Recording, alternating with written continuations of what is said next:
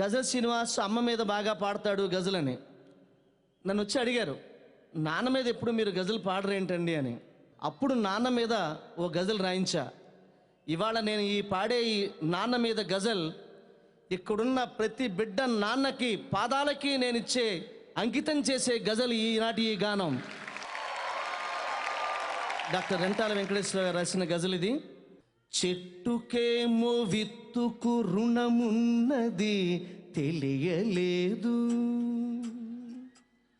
ఈ చెట్టుకేమో విత్తుకు రుణమున్నది తెలియలేదు, నాకేమో నాన్న విలువ ఎంతన్నది తెలియలేదు. ఇప్పటికీ తెలియలేదు నాకు. నాన్న నాకు చొక్కా తొడగడమే తెలిసింది గాని, నాన్న చొక్కా తొడుగుతుంటే చొక్కా తొడుగుతున్నాళ్లే అనుకున్నాను చిన్నప్పుడు నేను. కానీ నాన్న మనసులో ఏముందో తెలుసా? నాన్న నాకు చొక్కా తొడగడమే తెలిసింది గాని, కనిపించని కవచం ఒకటి కడుతున్నది తెలియలేదు. చెట్టుకేమో విత్తుకు రుణమున్నది తెలియలేదు. ఈ చరణాన్ని వినండి. ముద్దులాడి నన్ను పైకి ఎగరేయుట తెలుసుగాని, అన్నయ్య మోహన్ బాబు గారు, చిరంజీవి గారు, ముద్దులాడి నిన్ను పైకి ఎగరేయుట తెలుసుగాని, తనకన్నా ఎత్తున నిలబెడుతున్నది తెలియలేదు. చెట్టుకేమో విత్తుకు రుణమున్నది తెలియలేదు.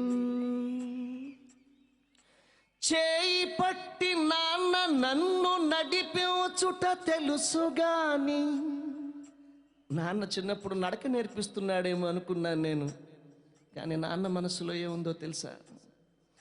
చేయి పట్టి నాన్న నన్ను నడిపించుట తెలుసుగాని, నా యాత్రకు శ్రీకారం చుడుతున్నది తెలియలేదు. డాక్టర్ రెంటాల గారు రాసిన గజల్ ఇది.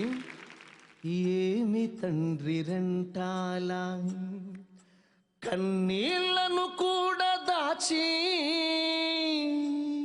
నాన్న కూడా ఏడుస్తాడు, అమ్మ ఎప్పుడు ఏడుస్తూనే ఉంటుంది. నాన్న ఏడవడం మనం చూడం, నాన్న పక్కకి వెళ్ళి ఏడుస్తాడు. ఏడుస్తున్నప్పుడు కన్నీళ్లు కిందకి రాల్చడట, కన్నీళ్ళని కళ్ళల్లో దాచుకుంటాడట. దాచుకుని మరలా వాటిని ఎలా ఖర్చు పెడతాడో తెలుసా నాన్న? ఏమి తండ్రి రెంటాల కన్నీళ్లను కూడా దాచి, నాకై చెమటగా ఖర్చు పెడుతున్నది తెలియలేదు. చెట్టుకేమో విత్తుకు రుణమున్నది తెలియలేదు. చిరంజీవి గారు, ఇవాళ వీళ్ళు కొట్టే చప్పట్లు మీవి కావు, మీ అమ్మా నాన్నవి. రేపు చరణ్ కోసం కొట్టే చప్పట్లన్నీ మీవే. ఏమి తండ్రి రెంటాల కన్నీళ్లను కూడా దాచి, అలా కన్నీళ్లను దాచుకున్న ఆ నాన్న జీవితంలో ఎలా ఉంటాడు అంటే, నా జీవం నా సారం, నా జీవం నా సారం చీల్చి చూసుకుంటే గాని, నాన్న ఇలా నువ్వై జీవిస్తున్నది తెలియలేదు. చెట్టుకేమో విత్తుకు రుణమున్నది తెలియలేదు, నాకేమో నాన్న విలువ